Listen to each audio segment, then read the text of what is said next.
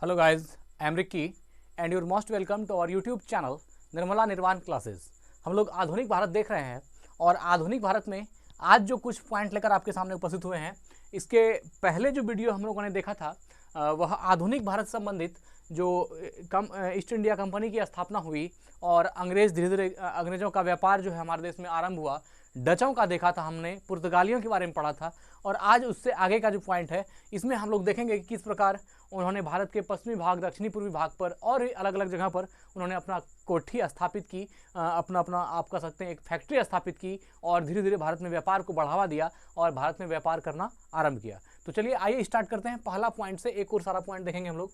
First point है 31 दिसंबर, है ना, 31 दिसंबर 1600 ईस्वी को, 31 दिसंबर 1600 ईस्वी को इंग्लैंड की रानी, है ना, इंग्लैंड की रानी एलिजाबेथ प्रथम ने ईस्ट इंडिया कंपनी को अधिकार पत्र प्रदान किया। कब? तो एलिजाबेथ जो थी यह इंग्लैंड की महारानी थी। क्या थी? इंग्लैंड की रानी थी जिसका नाम एलिजाबेथ था और इन्होंने एलिजाबेथ प्रथम ने ईस्ट इंडिया कंपनी को अधिकार पत्र प्रदान किया। अधिकार पत्र प्रदान किया मतलब कि ईस्ट इंडिया कंपनी अब भारत में जो है व्यापार कर सकता है, यहाँ पर उसकी स्थापना हो सकती है। इन चीज़ों के लिए जो अधिकार पत्र होगा वह क्या किया? वह प्रदान किया। तो 31 दिसंबर 1600 ईस्वी को इंग्लैंड की रानी एलिजाबेथ प्रथम ने ईस्ट इंडिया कंपनी को अधिकार पत्र प्रदान किया। अगला पॉइंट देखते हैं। प्रारंभ में ईस्ट इंडिया कंपनी ने 217, है ना, 217 साझीदार थे, ये साझीदार होगा। प्रारंभ में ईस्ट इंडिया कंपनी में 217 साझीदार थे। पहला गवर्नर थॉमस स्मिथ था। ये बहुत ही महत्वपूर्ण प्रश्न है, इसको याद रखिएगा। क्या कि ईस्ट इंडिया कंपनी का पहला गवर्नर कौन था? Thomas Smith. East India company का पहला गवर्नर कौन था? Thomas Smith. ये बहुत ही महत्वपूर्ण प्रश्न है। और प्रारंभ में ईस्ट इंडिया कंपनी में कितने साझीदार थे? तो 217 साझीदार थे। कितने साझीदार थे? 217 साझीदार थे। प्रारंभ में ईस्ट इंडिया कंपनी में 217 साझीदार थे और पहला गवर्नर कौन था? थॉमस स्मिथ था। पहला गवर्नर कौन था? थॉमस स्मिथ था। बहुत ही महत्वपूर्ण प्रश्न है। ईस्ट इंडिया कंपनी का पहला गवर्नर कौन था? तो थॉमस स्मिथ था। मुगल दरबार में जाने वाला प्रथम अंग्रेज कैप्टन हॉकिंस था। कौन था? कैप्टन हॉकिंस था, जो जेम्स प्रथम के राजदूत के रूप में अप्रैल 1609 ईस्वी में जहांगीर के दरबार में गया था। यह भी बहुत ही महत्वपूर्ण पॉइंट है, इसको देखिएगा। क्या कह रहा है? मुगल दरबार में जाने वाला प्रथम अंग्रेज कैप्टन, मुगल दरबार में जाने वाला प्रथम अंग्रेज कैप्टन कौन था? तो ये कैप्टन हॉकिंस था, है ना। अंग्रेज कौन था? कैप्टन हॉकिंस था। कैप्टन हॉकिंस ही था जो सबसे पहले मुगल दरबार में आया था और मुगल दरबार में जाने वाला यह प्रथम अंग्रेज था, कैप्टन हॉकिंस, जो जेम्स प्रथम के राजदूत के रूप में अप्रैल 1609 में, कब? अप्रैल 1609 ईस्वी में जहांगीर के दरबार में गया था।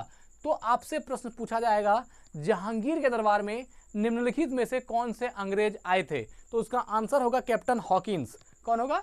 Captain Hawkins. और कैप्टन हॉकिंस कौन था? तो ये जेम्स प्रथम के राजदूत थे।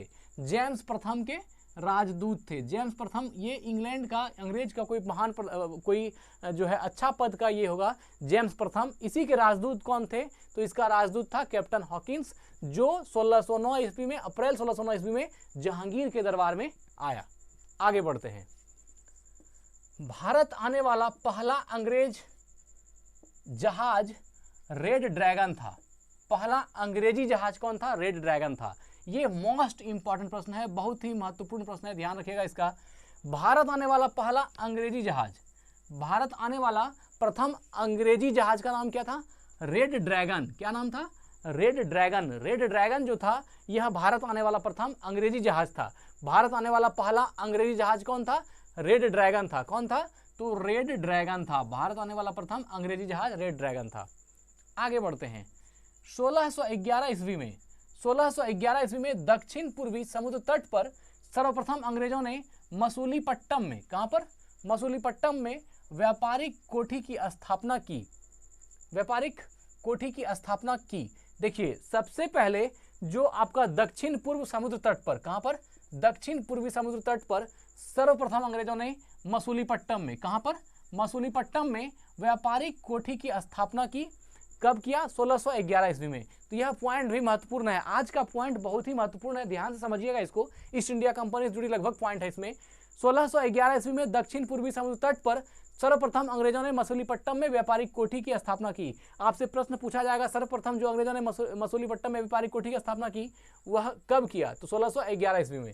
1611 ईस्वी में दक्षिण पूर्वी समुद्र तट पर सर्वप्रथम अंग्रेजों ने मसूलीपट्टम में व्यापारिक कोठी की स्थापना की। एक प्रश्न अभी और भी आपको 1611 जुड़ा हुआ मिलेगा इसमें। चलिए आगे हम लोग देखते हैं उसको, वो कहीं पर है। देखिए, पूर्वी तट पर अंग्रेजों ने अपना प्रथम व्यापारिक कोठी मसूलीपट्टम में 1611 ईस्वी में खोला। अब देखिए यहाँ पर पूर्वी तट लिखा हुआ है और यहाँ पर आप देख पा रहे होंगे यहाँ दक्षिण पूर्वी समुद्र तट लिखा हुआ है। तो ये समुद्र तट और यहाँ जो पूर्वी तट है इसको ध्यान में आप रखिएगा। 1611 ईस्वी में दक्षिण पूर्वी समुद्र तट पर सर्वप्रथम अंग्रेजों ने मसूलीपट्टम में व्यापारिक कोठी की स्थापना की।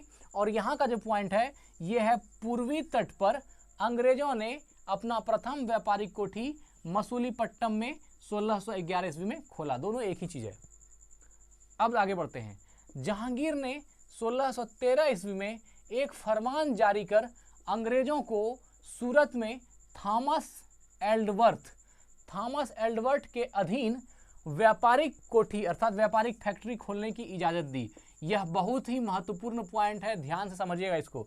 जहांगीर ने 1613 ईस्वी में क्या कह रहा है? जहांगीर ने 1613 में एक फरमान जारी कर, मतलब जहांगीर ने एक फरमान जारी किया और उस फरमान पर अंग्रेजों को सूरत में, कहां पर? सूरत जो गुजरात में है, अंग्रेजों को सूरत में थॉमस एल्डवर्थ के अधीन व्यापारिक कोठी, है ना, अर्थात व्यापारिक फैक्ट्री खोलने की इजाजत दे दी। अर्थात यहाँ पर जो है आपका मुगल शासक जहांगीर ने अंग्रेजों को सूरत में एक फैक्ट्री, एक कोठी खोलने की इजाजत दे दी। अब जब इजाजत दे दिया गया तो आपको लगता है कि अंग्रेज नहीं बनाएगा, अंग्रेज 100% वहाँ पर फैक्ट्री बनाएगा।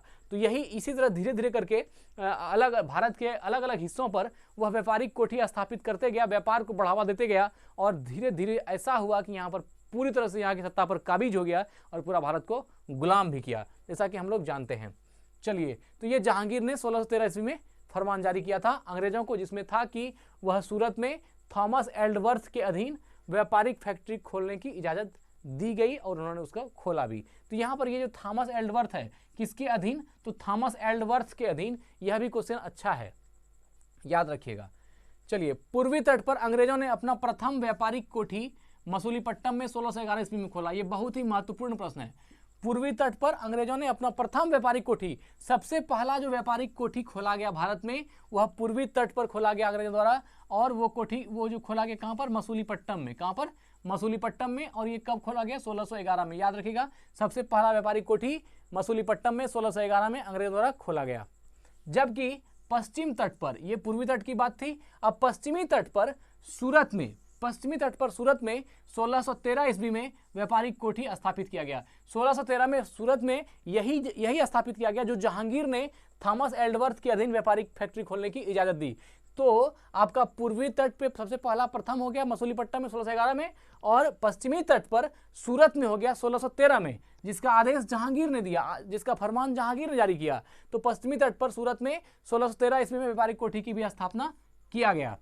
और देखिए, पहली बार सूरत में 1608 ईस्वी में व्यापारिक कोठी स्थापित करने का प्रयास किया गया था। यह भी मोस्ट इंपॉर्टेंट है। सूरत में 1608 में प्रयास किया जा चुका था। हमको लग रहा है कि 1608 का प्रयास असफल रहा, इसलिए उन्होंने जहांगीर से मिल करके ये फरमान जो है 1613 में जारी करवाया और उसके बाद सूरत में अपना व्यापारिक कोठी खोला। तो क्या कर रहा है? पहली बार सूरत में 1608 ईस्वी में व्यापारिक कोठी स्थापित करने का प्रयास किया गया था। मतलब अंग्रेज प्रयास किया था, हो सकता है इसमें सफल नहीं हुआ हो, तब उन्होंने बाद में जहांगीर से आके इजाजत ली हो। चलिए अब आगे देखते हैं। तो यहाँ पर याद रखिएगा, पूर्वी तट पर अंग्रेजों द्वारा प्रथम व्यापारिक कोठी मसूलीपट्टम में 1611 में, और पश्चिमी तट पर सूरत में 1613 में व्यापारिक कोठी खोली गई। 2 साल बाद, पूर्वी तट के 2 साल बाद पश्चिमी तट पर खोली गई। वो 1611 में, ये 1613 में। वो खोला गया मसूलीपट्टम में और ये खोला गया सूरत में। 1615 ईस्वी में सम्राट जेम्स प्रथम ने 1615 ईस्वी में सम्राट जेम्स प्रथम ने सर टॉमस रो को अपना राजदूत बनाकर मुगल सम्राट जहांगीर के दरबार में भेजा। तो जहांगीर के दरबार में 1615 ईस्वी में सम्राट जेम्स प्रथम ने, किसने? सम्राट जेम्स प्रथम ने सर टॉमस रो को, किसको? सर टॉमस रो को अपना राजदूत बनाकर मुगल सम्राट जहांगीर के दरबार में भेजा। रो अर्थात सर टॉमस रो फरवरी 1619 ईस्वी तक भारत में रहा। सर टॉमस रो फरवरी 1619 भेजा कब ये नहीं बताया, 1615 में भेजा ना, 1615 में भेजा और 4 साल तक सर टॉमस रो यहाँ फरवरी 1619 तक कहाँ रहा? भारत में रहा, भारत में रहा। रो अर्थात टॉमस रो जहांगीर खुर्रम, खुर्रम शाहजहां का नाम था, जहांगीर शाहजहां से अंग्रेजों के लिए कुछ व्यापारिक छूट प्राप्त करने में सफल रहा। अब देखिए सर टॉमस रो जिसको इतना साल पहले 1615 ईस्वी में भेजा गया और 1619 तक वो भारत में रहा। 1615 ईस्वी में सम्राट जेम्स प्रथम ने सर टॉमस रो को अपना राजदूत बनाकर मुगल सम्राट जहांगीर के दरबार में भेजा। सर टॉमस रो अर्थात सर टॉमस रो फरवरी 1619 तक भारत में रहा और रो जहांगीर अर्थात जहांगीर खुर्रम अर्थात शाहजहां, जहांगीर और शाहजहां से अंग्रेजों के लिए कुछ व्यापारिक छूट प्राप्त करने में सफल रहा। और व्यापारिक छूट प्राप्त करने में सफल रहा कौन? Sir Thomas Roe. अब सर टॉमस रो जो 3-4 साल यहाँ रहा, इनका शाहजहां से और जहांगीर से ऐसा बनने लगा कि इन्होंने अंग्रेजों को व्यापारिक छूट दिलवा दी। क्या किया? अंग्रेजों को व्यापारिक छूट प्राप्त करने में सफल रहा, अर्थात सर टॉमस रो ने अंग्रेजों को व्यापार में बहुत छूट दिलवाया। आगे बढ़ते हैं। 1632 ईस्वी में, कब? 1632 ईस्वी में गोलकुंडा के सुल्तान ने, किसने? गोलकुंडा के सुल्तान ने अंग्रेजों को एक सुनहरा फरमान दिया जिसके अनुसार अंग्रेज सुल्तान को 500 पैगोडा, है ना, 500 पैगोडा वार्षिक कर देकर गोलकुंडा राज्य के बंदरगाह पर स्वतंत्रता पूर्वक व्यापार कर सकते थे। यह भी बहुत ही महत्वपूर्ण प्रश्न है, आप इसको ध्यान में रखिएगा। क्या कहा जा रहा है? 1632 ईस्वी की घटना है और 1632 में गोलकुंडा के सुल्तान ने, गोलकुंडा का जो सुल्तान होगा, जो शासक होगा, उन्होंने अंग्रेजों को एक सुनहरा फरमान दिया। मतलब गोलकुंडा के सुल्तान ने अंग्रेजों को एक फरमान दिया जिसके अनुसार, इस फरमान के अनुसार अंग्रेज सुल्तान को 500 पैगोडा, अंग्रेज क्या करेगा? सुल्तान को 500 पैगोडा वार्षिक कर देगा। 500 पैगोडा जो है यह एक राशि है, 500 पैगोडा की राशि वार्षिक कर देगा और वह कर देने के बाद गोलकुंडा राज्य के बंदरगाह पर स्वतंत्रता पूर्वक व्यापार कर सकते हैं। अब देखिए किस तरह से बेचा गया, आप ऐसा समझ सकते हैं कि गोलकुंडा का शासक, इन्होंने अंग्रेजों से कहा कि आप हमको 500 पैगोडा का जो है आप हमको ये दीजिए, 500 पैगोडा दीजिए और उसके बदले में आप स्वतंत्र होकर गोलकुंडा की बंदरगाह पर, है ना, स्वतंत्रता पूर्वक व्यापार कर सकते हैं। मतलब आप हमको पैसा दे दीजिए, उसके बाद जो मेरा बंदरगाह है उस पर आप स्वतंत्रता पूर्वक व्यापार करने में आप सफल हैं, आप व्यापार कर सकते हैं, ऐसा आदेश दिया। तो ये किसने किया? तो गोलकुंडा के सुल्तान ने, है ना, गोलकुंडा के सुल्तान ने अंग्रेजों को एक सुनहरा फरमान दिया जिसके अनुसार अंग्रेज सुल्तान को 500 पैगोडा वार्षिक कर देगा, एक टैक्स देगा 500 पैगोडा के रूप में, अंग्रेज सुल्तान को देगा 500 पैगोडा और उसके बाद अंग्रेज अपने मन मुताबिक एकदम फ्री से स्वतंत्रता पूर्वक व्यापार कर सकता है ना। 500 पैगोडा वार्षिक कर देकर गोलकुंडा राज्य के बंदरगाह पर स्वतंत्रता पूर्वक व्यापार कर सकते हैं। अर्थात आप आराम से यहाँ व्यापार कीजिए, आपको कहीं कोई तकलीफ होने नहीं दिया जाएगा, अर्थात आपको संरक्षण दिया जाएगा। आप अगर 500 पैगोडा देते हैं तो 500 पैगोडा देने के बाद आप गोलकुंडा के जो बंदरगाह है वहाँ अच्छे से व्यापार कर सकते हैं, इसमें कहीं कोई दिक्कत नहीं है। तो आज मित्र इतना सा ही पॉइंट हम लोग ले पाए, अगला पॉइंट देखेंगे अगली वीडियो में। और चैनल को अगर सब्सक्राइब नहीं किए हैं तो जरूर कर लीजिए और बताइए कि आपको वीडियो कैसा लगा, कमेंट बॉक्स में जरूर बताइए ताकि हम और भी बेहतर से बेहतर आपके सामने उपस्थित करने का प्रयास करें। और कमेंट भी कीजिए और चैनल को सब्सक्राइब तो कर ही लीजिए, क्योंकि जब हमने अपनी जिम्मेदारी को निभाया है तो आप भी अपनी जिम्मेदारी को निभाइए। धन्यवाद, स्वस्थ रहें, अपना ख्याल रखें। Thank you.